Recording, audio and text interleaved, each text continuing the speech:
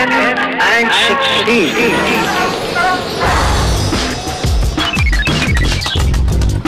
Kissinger has said some 40 years ago, the guerrilla wins if it doesn't lose, the regular army loses if it doesn't win.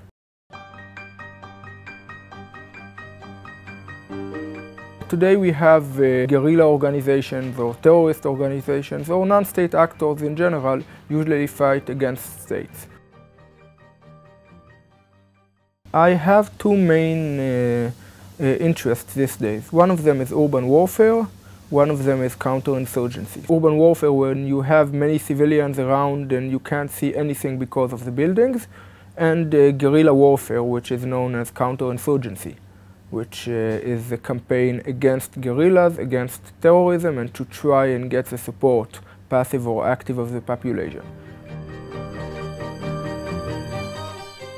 In the first Battle of Grozny, at the opening stage, the Chechens let the Russians into the city, isolated them at very close ranges in order that they can't call in close air support or artillery support because they would hit themselves.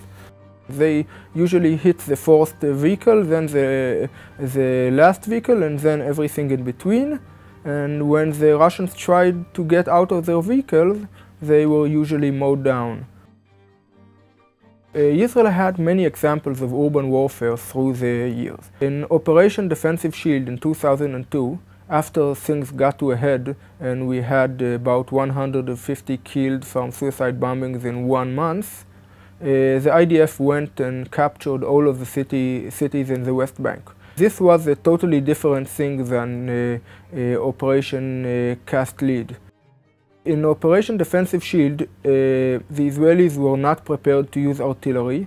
Air support was used in a very limited scale, and house-to-house clearing was a preferred method because of the fear of damage to the population. In Jenin, the IDF for 40 hours didn't use tanks. Afterwards, it started very gradually to introduce tanks and helicopters. And finally, after 13 Israeli soldiers were killed in an ambush, it started using armored bulldozers to open corridors and demolish houses in order to help fight the battle. I think 52 or 53 people were killed in the Jenin refugee camp, and most of them were combatants. And this is in an era where today most people killed are usually non-combatants. The Americans in Afghanistan, according to David Kilcullen, the advisor of General Petraeus, he said that their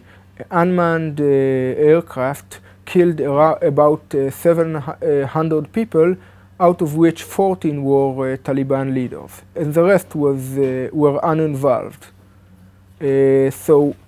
Despite the fact that the record of the IDF in Jenin was sacrificing the lives of Israeli soldiers in order to limit the damage, we were subjected to an international propaganda attack, including, I don't remember his name, from the UN, claiming that he has people who were in Grozny and were in Kosovo and never saw anything like that.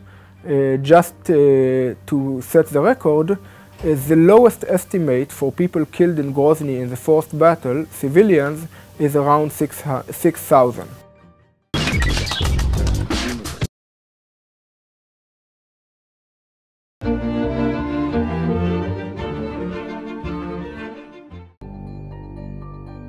Since the inception of the Universal Declaration of Human Rights half a century ago, the world has watched a series of genocides and human atrocities. The racism is starting in the UN itself.